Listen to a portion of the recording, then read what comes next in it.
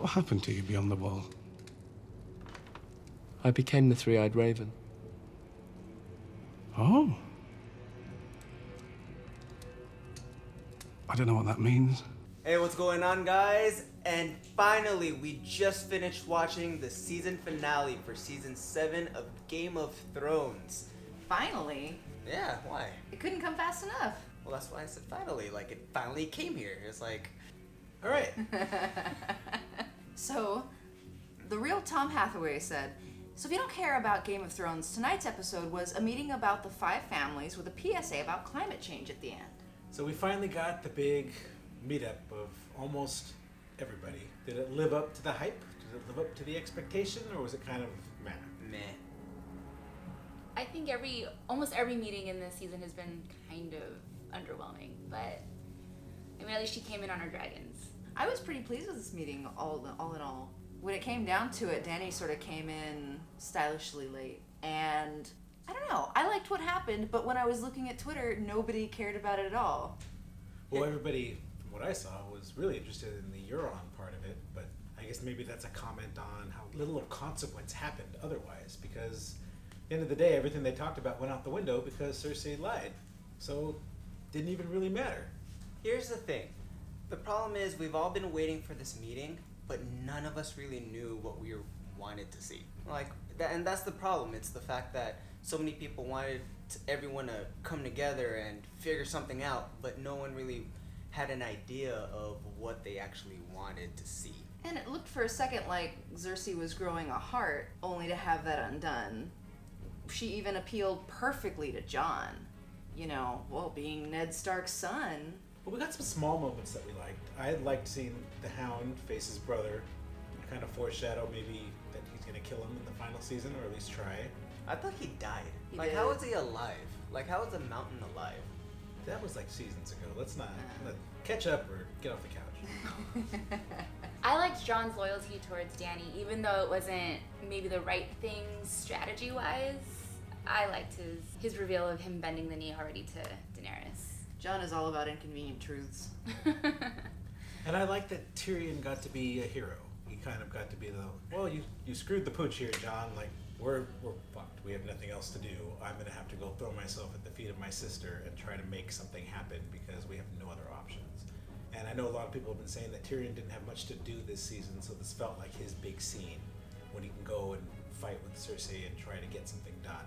And I felt like that was a great scene. I feared for Tyrion. And it was great seeing the contrast of Tyrion walking into the room with the mountain right behind him, and you're like, Tyrion is just completely powerless. But what about with Cersei now taking her word back? How is that going to make Tyrion look that he didn't foresee this happening? But we didn't see the rest of that conversation. We saw Tyrion say, so you're pregnant, and then they came out. I think there's a reason why we didn't see the rest of that. It could be, but I have trouble believing that it was anything but her convincing Tyrion she's pregnant because of that love that he had for her children. Because, oh, that's a weakness. That's something she can play to. It's the same con. It's a lot easier to keep a lie going if everyone believes it. Which I think she's still lying about. I think she is not going to have a kid, and I think Dany's going to have a kid. We did get one nice thing just after that, though. The next tweet I found from Brittany Jackson. So, is Game of Thrones hosting a Littlefinger's dead party or what? I'll bring snacks. I mean, we've been saying it every review. Carlo, say your line. Castle, castle, castle. Okay, Wrong I guess you line. have a couple different lines. You've been asking why is Littlefinger still alive? Oh, well, that too. But, I mean, it relates. She's still in the damn castle. I still want her to die. She should still die. Shouldn't you really want her to die as much now? Yeah! I think she redeemed herself, and she did one good thing in her castle. She learned a lot of things in those castles. Even if she is, as she says, a slow learner. She's too slow. She still needs to die. I think you're seeing too much of a black world. It's more of an Oreo. There's some cream in the middle. She's not quite bad. That's a later scene. I want to see Arya take her face and put it on. Is that so wrong? But they're united now. They're family. That's the whole point. But this is Starks is always going to work together. But this is the Game of Thrones. And it's girl power. With a little help from Bran, which I'm Finally, I'm happy that he, gave him. A lot of people did call that Bran is probably sitting there behind the scenes talking to them, and they might have a plan, because everything they've been doing has just seemed so stupid. Yeah. And this direction at least made it seem like they had some kind of brains. Oh, it was Littlefinger on his wall? Oh my gosh.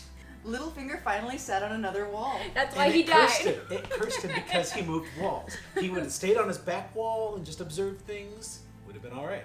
Got to a closer wall, got too close to the action, got killed. Noticeable. After everything that happened between Cersei and Tyrion, we got to what happened with Jaime and Cersei. Mark Mouse said, Jaime Lannister changed his status to single. Brienne of Tarth liked this. It was fun seeing Brienne nudge Jaime in that direction, like a reminder of, you're not a bad person. Get your sister in line.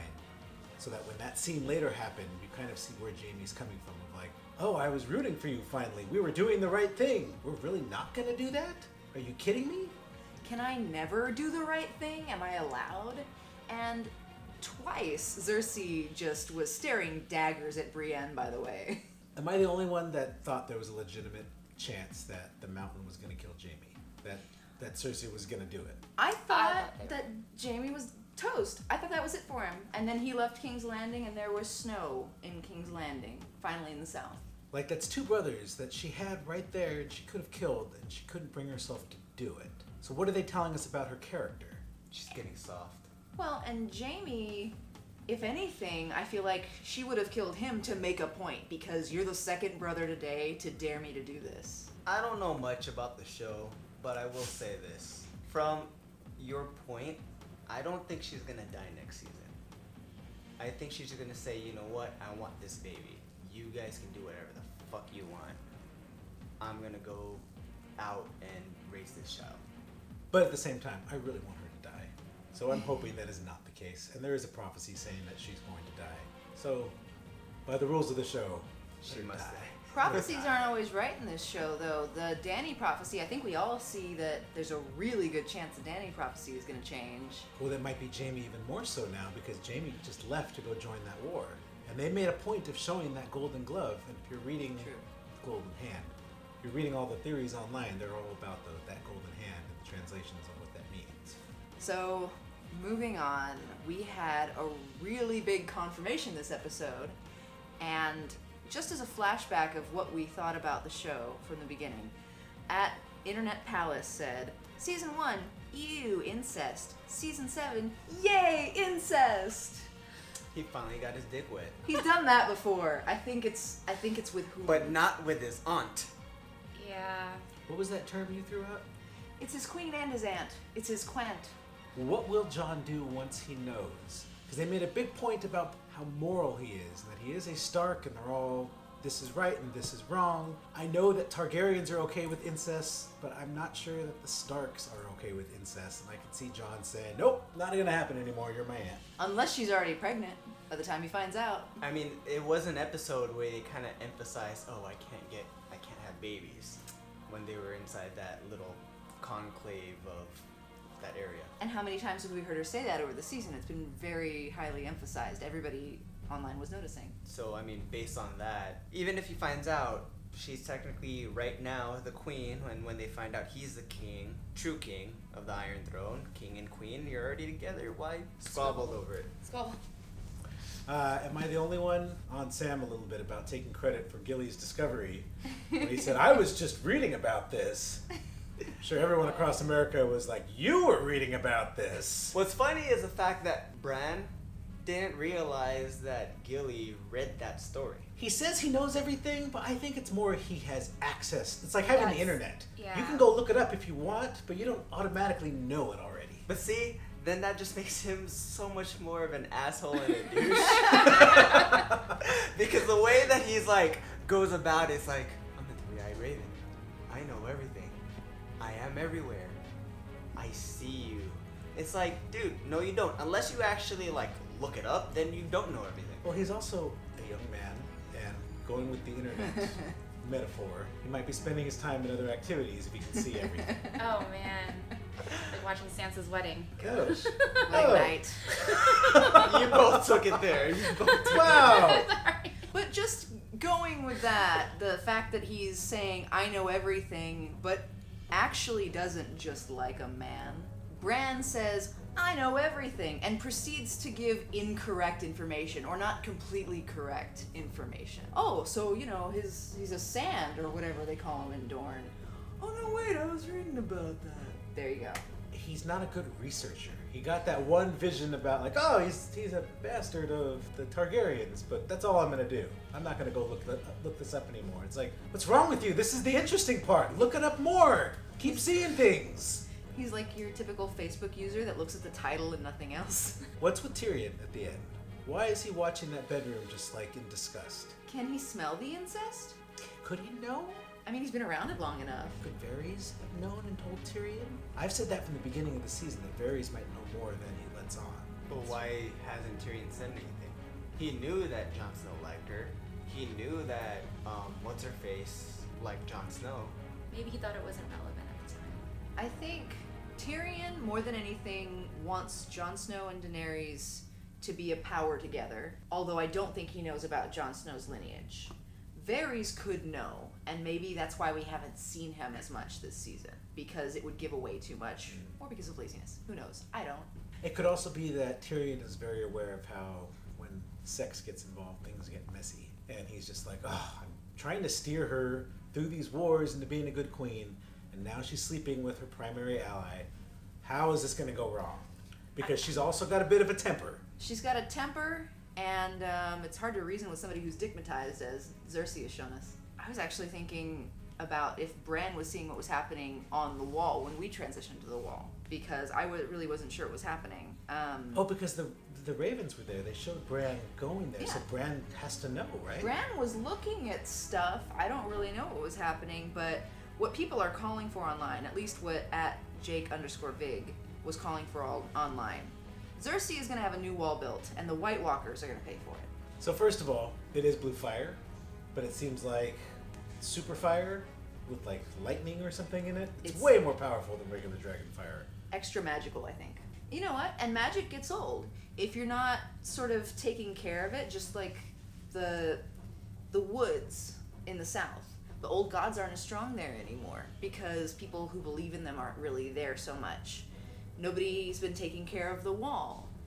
This dragon came to life more recently. It was turned even more recently. The magic is newer and younger and stronger. He took it down real quick, though. I think the whole point of that was to show the power of the White Walkers now. They mainly focused on the army, which is more than 100,000, and how strong the dragon is. The way that I see it is they're all fucked. I have a question. If Dany had not gone to save Jon, could the White Walkers have gotten past the wall? Did she screw everything up? They would have found another way. She technically screwed everything up, but it was the only way to move forward because what could take down a wall that's lasted that long? You know, them trying to get through would have taken another 7 seasons, and as we said, here we are. Now the wall is out of the way. It's off the board. So are we going to see a White Walker war and then a war with Cersei? Or is it all going to get mixed together? See, and that's where it kind of goes in a circle, and that's the reason why I think Cersei at this point will not be a major player next season. She'll be there to throw in the thorns on the side, but I think she's gonna realize that, you know what, you guys deal with this. What if they piss off all the fans and Cersei is the hero next season? When everything looks bleak, Cersei will show up with all of her forces and save the day. And her hero baby? Oh, God. That would be awful. Then we'd have to like her. They'd have to let her live. Nothing that lets Cersei live. I love Cersei. Don't get me wrong. I love Cersei. I think, you know, people get way too connected to things and start getting upset with actors when their characters are evil. I think we should love that woman the way that she is. So final thoughts on the season, and what do you guys think is gonna happen next season? I know that there's been a lot of mixed reviews on the season. A lot of people have said this may be the season that they jumped the shark with moving too fast, with kind of relegating character development and slower scenes to the background so they can have all these oh shit moments. But I think we're at the end of the show and this is the time for payoff. So let's move the plot along, get people where they need to go, and it's been a lot of fun. I mean, there's been a lot of frustration and the strange pace has definitely been a huge factor, but I look forward to the next season, and I am perhaps a bit fearful because I've been hurt before. I liked it. I mean, like, they got all the characters that I wanted to meet. It really wasn't what I was expecting, but I think they paved the way for next season, and it's going to be epic battles that I can't wait for. I kind of want the White Walkers to win. But anyways, based on all that, let us know what you guys think what's going to happen next season. And thumbs up if you liked us, sub if you loved us. Anyways, I'm Carlo. I'm Allie. Jasmine. Nick. That's the whole thing. Thank you guys. See you guys next season. Bye.